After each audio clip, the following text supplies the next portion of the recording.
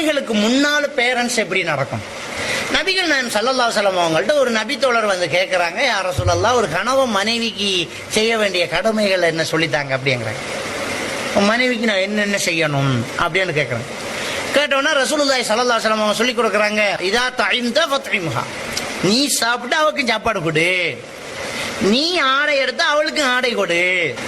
மூணாவது விஷயம் என்ன சொல்றாங்கன்னு சொன்னா, அவளுக்கு என்ன செய்யாத, திட்டாத, ஒலா துகப்பிஹ், கேவலப்படுத்தி பேசாத. பொண்டாட்டிக்கு என்ன செய்யாத, கேவலப்படுத்தி பேசாத. ஏன்னா அன்றைக்கு பிரச்சனை வந்தா கேவலப்பட, உன் குடும்பத்தை தெரியாதாடி என்றுவாரு பேர். உமாவை தெரியாதா, எப்படிப்பட்ட ஆள் என்னன்றான். உமாவை கல்யாணம் பண்ணா, மகளை கல்யாணம் பண்ணா, எதுக்கு இப்ப உமாவை எடுத்தேங்கிறேன் நான். அப்ப குடும்பத்தை இழுத்த ஒரு ஆள் பாத்துக்கிருப்பாரா?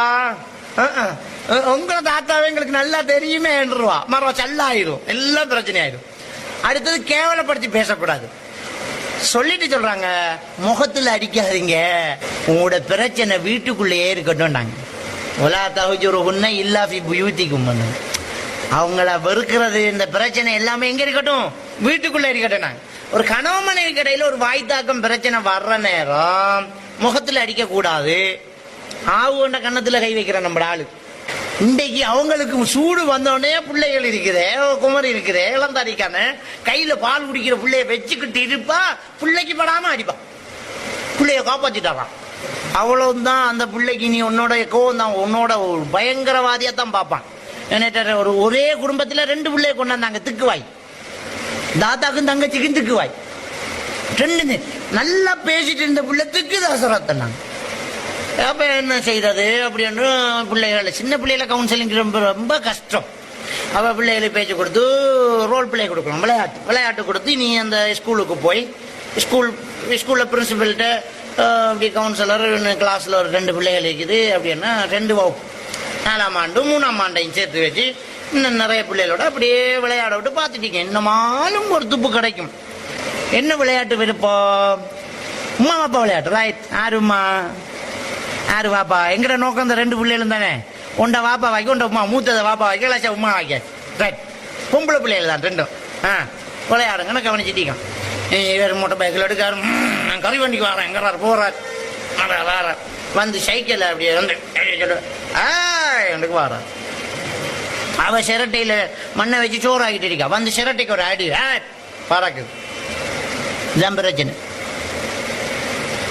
பிரச்சனை நடந்திருக்கு, ரைட்.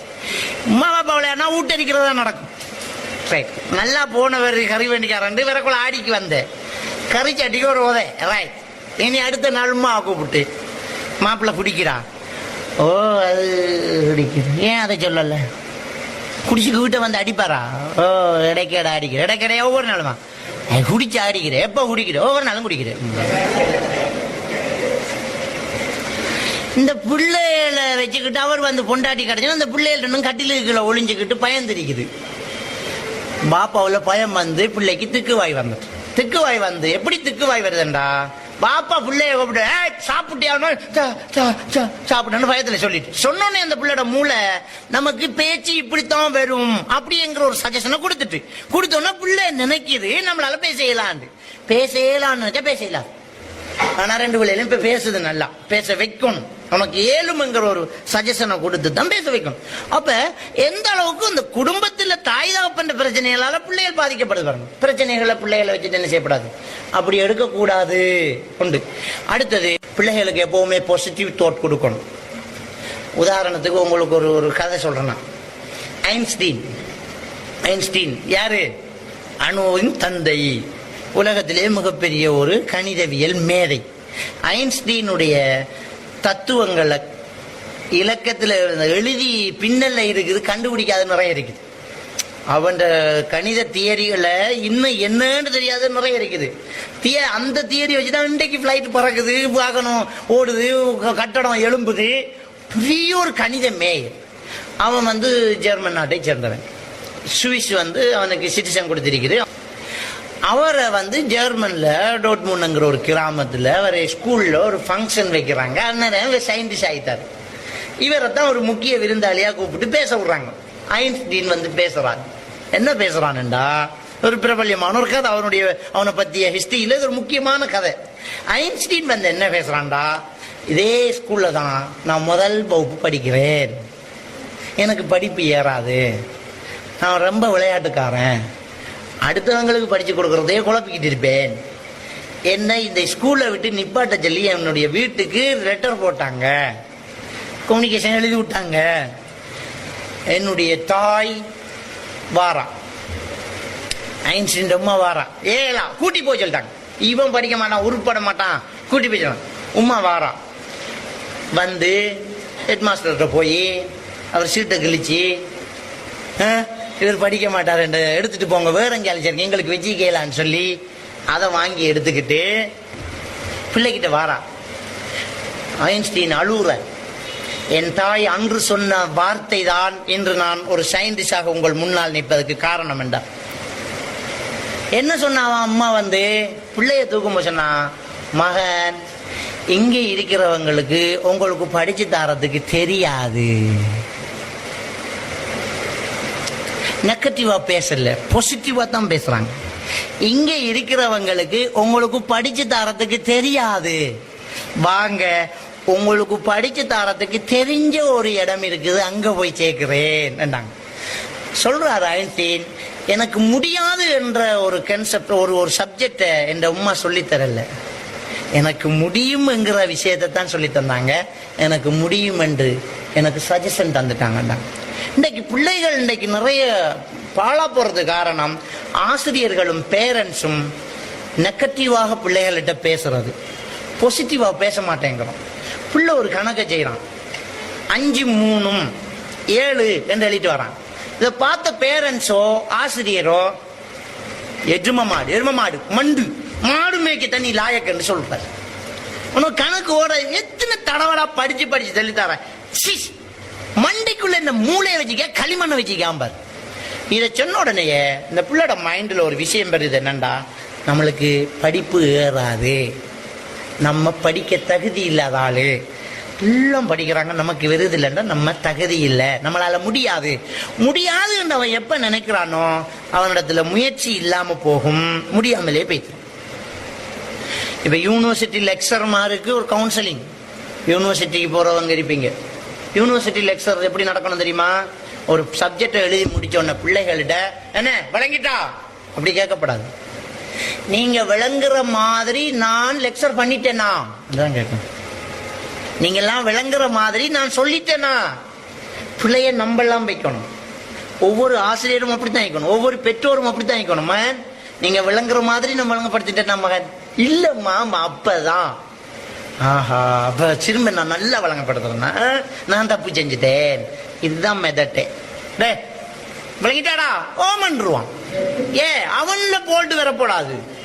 ஒவ்வொருத்தனும் தன்னில பிரச்சனையை காட்ட மாட்டான், பிரச்சனை உனக்கிட்ட இல்ல எனக்கிட்ட கேட்டதான் உண்மை வரும். பாசிட்டிவா பேசணும். இன்னைக்கு ஒரு பிள்ளை கணக்கு செஞ்சு காந்திக்கான், 5 3 8க்கு பதிலாக 7 எழுதிட்டு வந்தோடனே என்ன செய்யறோம் நம்ம, மாடு அங்க இல்ல, பாராட்டுங்க, ஃபெஸ்டுக்கு பாராட்டுங்க, அதுல ஒரு பாசிட்டிவ தேடணும். என்ன ஒரு பாசிட்டிவ், குட், எல்லாருக்கும் முன்ன நீ கொப்பிய கொண்டாந்திக்கிற, எல்லாருக்கும் முன்னுக்கு செஞ்சுக்க, வெரி குட், ஸ்பீடா இருக்கணும், அப்படித்தான் இருக்கணும், கையை கொடு, முதல் பாராட்டியாச்சு, ரைட். 2வது ஒரு சின்ன ஒரு புலவனு கிட்டத்தட்ட செட்டியான விடைக்கு பக்கத்துல வந்துட்டாய், உன கேளும் போடா, இன்னொரு தடவை பாத்துக்குவா, குயிக்கவா.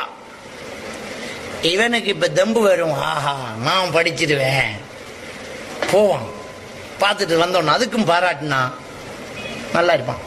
ஸ்கூல் கலைஞ்சு உள்ள வரும், ரிப்போர்ட் புக், நான் எக்ஸாம் நடந்துகிட்டு இருக்குது, ரிப்போர்ட்டோட வரும், வந்தோடனே பேரண்ட்ஸ் வேண்டி ரிப்போர்ட் எடுத்து அவங்களோட கண்ணு எங்க குறைய மார்க்ஸ் எடுத்திக்கான்னு மட்டும் தேடும். ஆஹா டே இங்க வாடா, இங்க வா கழுத, இங்க வாடா, என்னடா மெட்சில 35 கழுத, அங்க சயின்ஸ்ல 95 எடுத்திக்கு பாராட்டல. நம்ம சிலவன் எல்லாம் 80க்கு மேல எடுத்துக்கு வந்திருப்பான், 80 95 75 99 எல்லாம் எடுத்துக்கு வந்திருப்பான்.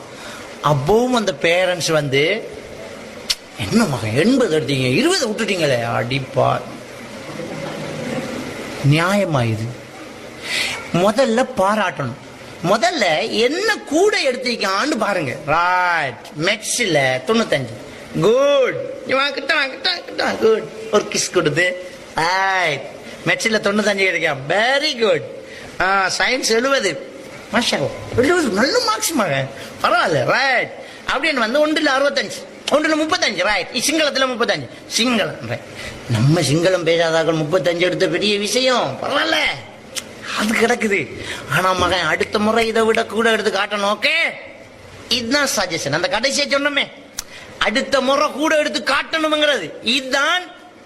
என்ன அப்படியே மோட்டிவேஷன் பண்றோம் ஆளு. மோட்டிவேஷன். இப்ப இவருக்கு பயந்து வந்திருப்பா, 35 எடுத்ததுக்கு உமா அடிக்க போறான்னு பயந்து வந்தோம். உமா அதை 35 பரவாயில்லடா, நமக்கு சிங்களம் தெரியாத, நமக்கு 35 பரவாயில்ல. ஆனா மகன் அடுத்த முறை கூட எடு, இன்னும் கூட எடுக்கணும். ஓகே, இப்ப இவன் அப்படியே உறுதியா, மாம அடுத்த முறை சிங்களத்துல கொஞ்சம் கவனம் கூட வச்சிடும். இப்ப இவனுக்கு ஸ்கூல் போபியா வராது, ஸ்கூலுக்கு பயம் வராது. வீட்டுல இருந்து போனா அப்படின்னா என்ன பயம்ங்கிறனா. அப்போ ஒரு பாசிட்டிவ் தோட்ல பிள்ளைகள்கிட்ட பேசும்